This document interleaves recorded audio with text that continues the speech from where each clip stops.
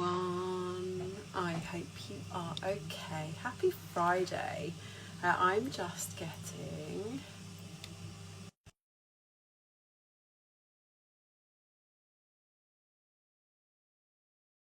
Is that right? Hopefully, Becky will be joining me in any second. Hello, my love. Hello. Hi, how are you? Can you hear me? Can you hear me? Yes, I can. Yay! That's good. It's working. Um, People that follow me probably know I'm having building work done in the house at the minute, so you Okay, might be able to hear that in the background. I'm really sorry. that's all right. I am recovering from one of the colds going around, so I am very naughtily sucking a cough Me, sweet to try and stop the cough. it's okay. Me too. This is my friend at my desk right now. How's your morning Yeah. been? Yes, it's been a little steady. I've had a nice little clinic with a few clients, and then I thought I'd actually zip home and do this live so that I wouldn't get interrupted. Well, Oh, hopefully, other than the doorbell going. oh, okay, lovely. Good Yeah. stuff. Good stuff. So, I can see that people are joining. Thank you so much for joining us. Um, Becky treated me about 4 years ago, I think, and we've stayed Mm. connected on Instagram ever since. And we're both really super passionate about women's health, menopause, and we were just chatting a few weeks ago, Mm. weren't we? And you suggested maybe we collaborate on a blog or something, and then I think that developed to an Yeah. Instagram live, and we thought, oh well, why not? Mm. Not. So I think there's people that follow you joining, and there's people that are following me joining. So why don't you start by introducing yourself to the people that follow me, and then Mhm. I can introduce myself. Yeah, so my name's Becky Aston, and I run a pelvic health clinic in Berkhamsted. And I'm really lucky to have three other passionate pelvic health physios in clinic as well. So we're a nice little team. And we treat women of all ages, and we occasionally see a man in clinic as well, but that is a slight rarity. Um, and we're specialists in understanding how the female body works and how changes, during our early life, even facts sort of things that are established in our early life, like our bladder and bowel habits, can stay with us lifelong. And they can't, sometimes they're not very helpful and they can cause problems later in life. Um, but particularly around the changes that happen around pregnancy, delivering babies, and then the effect that aging and midlife has on women as well, from a point of view of affecting predominantly our pelvic floor area. So, how it can have changes in how we not only feel down there, but how our bladder and bowel functions as well. Um, and then with an overarching sort of idea about bone health and muscle health and physical health, from a sort of aging point of view. Um, and yeah, that's us really. I've, Yeah, let's go on. What are I you was going to just say? going to Sorry. say I've been a physio for 27 years this year, and I've been in the world of women's health for about 22 of those. So I've seen a massive change over that period, positively, but still a long way to go Yeah, as far as the yeah. whole health and women's health thing. But we could get on our little boxes and shout about that for ages. We, yeah, Mm, we could. mm, And for those of you that are joining and watching back and don't know me, my name's Chrissy, also known as the Mum Boss, and I help predominantly perimenopausal mums to get fitter, stronger, healthier, lose weight if that's part of their goals, and completely, be in the best physical shape of their lives, but also helping them to be mentally strong, resilient, and mm, confident as well. And um, I shared on my stories yesterday that Becky was actually instrumental in helping me to realize that I was perimenopausal, because I came to you because my GP had told me I had a prolapse, and you were like, "Mm, yeah, it's minor, but I think the problems that you're finding are actually linked to Mm, perimenopause rather than your prolapse." And that was it then. That was me deep diving mm, into, and that was around just after lockdown and around the yeah. time of Davina's um documentary and stuff, and I really deep dived into it. And really, I think I said this to you the other day, you know, I can't thank Becky Oh, enough for the fact that, you know, that you helped me, because I think I would still be struggling now if it wasn't for oh, that. thank So you. you're very Yeah, welcome. I I need think, to do a little cough, sorry. yeah, that's all right. Sorry. I think, yeah, as pelvic health physios and working with so many women, we're quite good at standing back when you're the lived experience and living in your body. It's quite difficult sometimes to see the bigger picture of what's going on. And so that's, sometimes, you know, I probably just suggested to you, didn't I, very, very lightly, do you think you could be?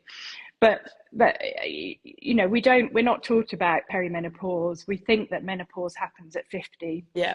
Um, but actually, it's the changes that women will struggle with for quite a few years before, that are hard to live with. But if you look at it a little bit more globally, then you can often make the changes that will make the difference. Yeah. Yeah, for sure. So we wanted to, you know, we talked about this before, but you wanted to, or we wanted to talk together about what, there's so much stigma around women's health, female health, and I guess a lot of people don't know what a female Mm, health physio is. When I mm, came to see you, I didn't know the mm, difference. mm, And and we wanted to talk about how important it is for women to look after their health in that way as well. You know, I obviously talk about exercise, I talk about nutrition, I talk about movement, I talk about self-care, but mm. there's this whole other piece that I'm not qualified to talk about.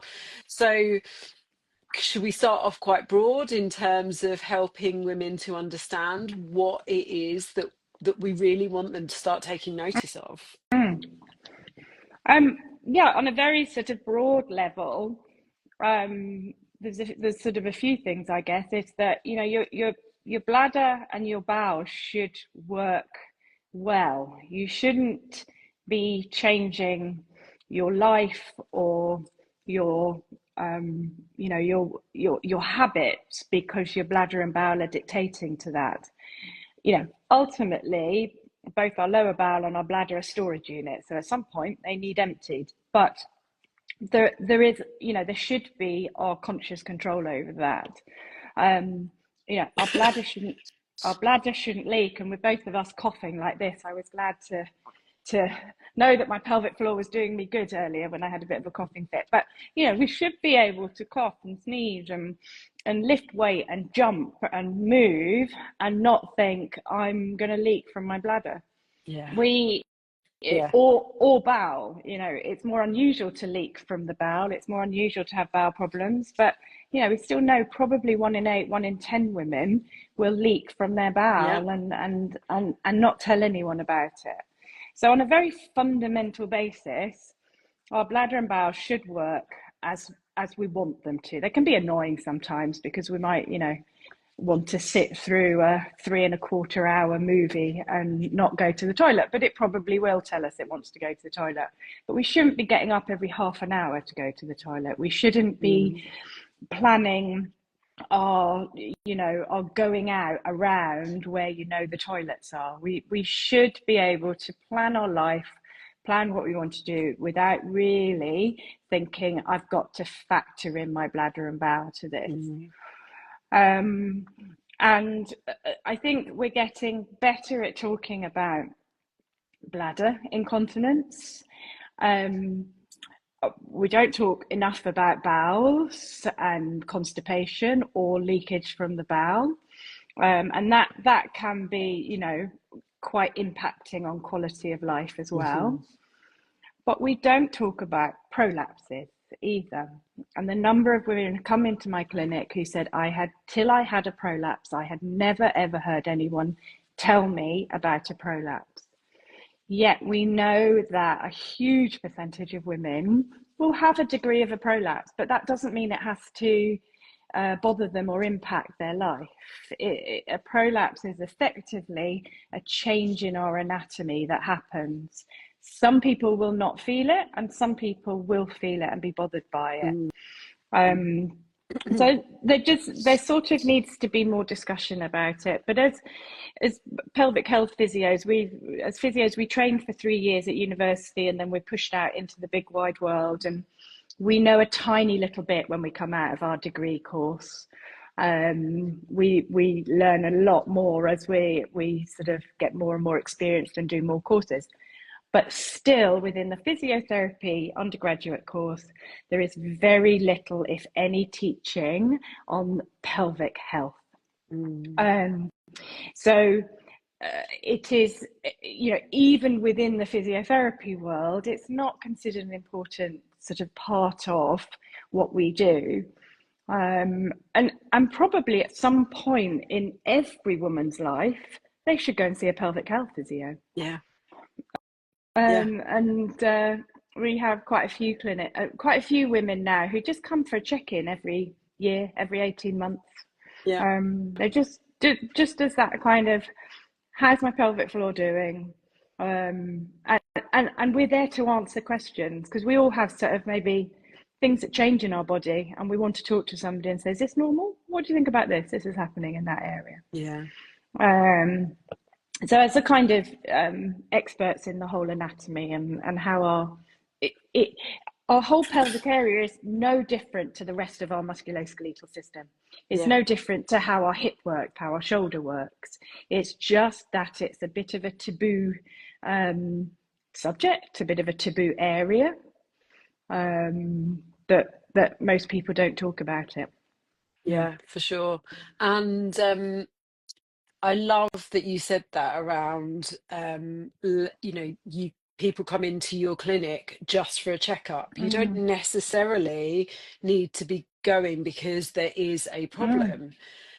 So you can Yeah. see a pelvic health physiotherapist just for a checkup to make sure that everything is Yeah. okay, because there may be some things that are happening that you didn't even really realize were a problem, and you could, get help with Yeah. that and improve it and stop it from getting Yeah, worse. definitely. And I think, fantastically, thanks to, lots of people, or not lots of people, but people like you and other sort of health coach, and particularly specializing in women's health. And there is a greater knowledge that as women come into midlife, and probably really a bit earlier, are now picking up weights. Yay! And they're doing weight training, and they're moving, and they're becoming strong. Is that you don't know what your pelvic floor is doing. So we can see all the other muscles. We can see our Mm. glute muscles, and we can put a hand on our bum and go, oh yeah, no, that's working better on my right side than it is on my left side. What am I going to do about that? But we don't as women know. Often we don't know where our pelvic floor muscles are to start with, and we don't necessarily know how to activate them in a good, strong way. And so it's really good. We're getting some women coming in who are embarking on a new exercise routine, and they want that checkup. They want to know, is that bottom of my pelvis, that part of my core system, is that going to hold up? Is it going to withstand me, improving my weight training? And that's great to see as well, Yeah. because there's good ways and bad ways of doing any exercise, and so that can happen with the pelvic floor. You want to know, if you're going to start testing your body and pushing it through its limits a bit more, that your pelvic floor is going to be doing the job you want it to be doing as well. So I think there's an emphasis on, yes, definitely, if you're having a problem with bladder control, bowel control, you're having prolapse symptoms, is that we're very much there to help you and help with your rehab to improve that. but you don't need to have a problem to come and see somebody like that. Us, if Mm. you want to just know what's happening in your pelvic floor and you're doing the right thing as a one-off appointment, we are also there to assess and help you. Yeah, amazing. In terms of lifting weights and thinking about women that have perhaps had prolapses Mm. and things like that, I've had a few clients actually who have had surgery to repair prolapses, Mm-hmm. or they've been told by their GP they have a prolapse, and that has made them really scared to Yeah. exercise. Yes. And they've been told by their doctors that you shouldn't run and you shouldn't lift Mm. weights. I mean, I know every single person is Yeah. individual, so you can't give a blanket statement. But what I've always done in that situation is say to that particular client, can you go and see a female health Mm. physiotherapist? And just because again, I find it really difficult to believe that you just can't exercise. I find that, I'm sure that there is something that you can do. So I just didn't know whether you had any thoughts on that. Yeah, I think it's really dangerous, and there is a bit of a blanket cover of saying that, and you only have to Google prolapse, and you'll find, don't squat, don't bend, don't plank, don't do any high impact, don't run. But the long-term risk to our health as women, if we don't exercise, if we don't increase our muscle mass or look after and maintain our muscle mass, is heart disease, bone Yeah, problems, dementia. yeah, It reduced quality of life, mental health, depression, everything. And these blanket conversations that come out of other healthcare professionals' mouths that say, yeah, you've got prolapse, you can't exercise now, or maybe go and do some Pilates or some yoga. Well, I love Pilates and yoga, by the way. I'm not dissing that in any no, way, but it's this lack of understanding of um, how our musculoskeletal system works, and that whatever exercise we're doing, we need to involve our pelvic floor muscles with it. And so there is there is no evidence that, if we look at weightlifting, is that weightlifting either causes or increases prolapse as yeah, a problem. In fact, there was a very large study that a physio called Laurie Forumer did out of Australia a couple of years ago that showed that women who lifted heavy had less prolapse symptoms than those that lifted light. yeah, So, and that makes sense to us as physios, because when you weight train, you use all your muscles. You use everything. yeah, So, as a rule of thumb, when you're using your glute muscles, it is very likely that your pelvic floor muscles are working as well. So, weight training, in effect, can be part of your pelvic floor rehab. There are nuances to that, in the fact that if you have pelvic floor muscles that really are incredibly weak, you might want to work on those first before you then push your body into that harder mode. The same for running. When we run, we have 2.5 times our body weight go through our pelvis. So if you're running on a pelvic floor that's very weak at the moment, you might start to have problems with bladder function, bowel function, or prolapse. But that doesn't mean you can't run. It just means that you need to do a bit of strength and conditioning in order to be fit enough to run. yeah, But that's the same for anything. If you have hip pain and you push your body a little bit harder than it's quite ready to do, look at us, healthy. Look at us, we're signs of so healthiness. healthy. Um, yeah, if your hip stability, if you've got hip pain and you go running on it, you're likely to have more pain. So Yeah, it is no different to that. It just sometimes.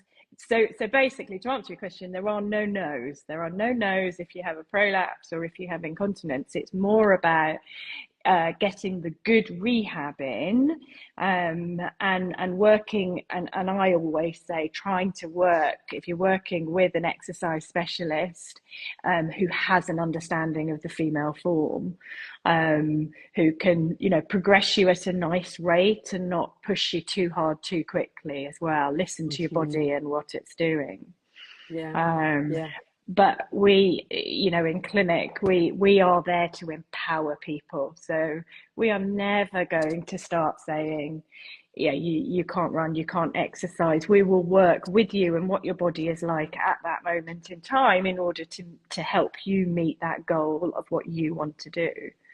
Yeah, for sure. And it just speaks volumes, doesn't it? That we just get these blanket, you have a prolapse, Mm, you should not exercise. And we think that's a one and done because it's just not spoken about enough. mm, So yeah, yeah, I absolutely you can see that connection. yeah. So if we were to give because I'm going to download this and release it as a podcast as well. Mm. So if we were to give people watching or listening some takeaways, some things that we want them to think about, to take action on, what would the top things be from you? Yeah, okay. So you'll get this from most pelvic health physios. One is if you are constipated, please sort out your constipation. So simple things like making sure you're drinking enough fluid, you've got a good variety of fibers within your diet, that you're eating regular meals. And that you listen to your bowels. So women are terrible at listening to their bowels. Often, you know, for a lot of people, our bowels will tell us we need to empty in the morning, but morning's really busy, isn't it? You may be trying to Mm, get kids out ready, you may be trying to get yourself ready for work, you're getting out of the house, and your bowel says you could need to go to the toilet, and you just ignore it because we haven't got time to go and sit on the toilet and do a poo. And what happens is then that the body ignores that, and therefore the stool stays in longer, gets dehydrated, it gets a bit more difficult to get out.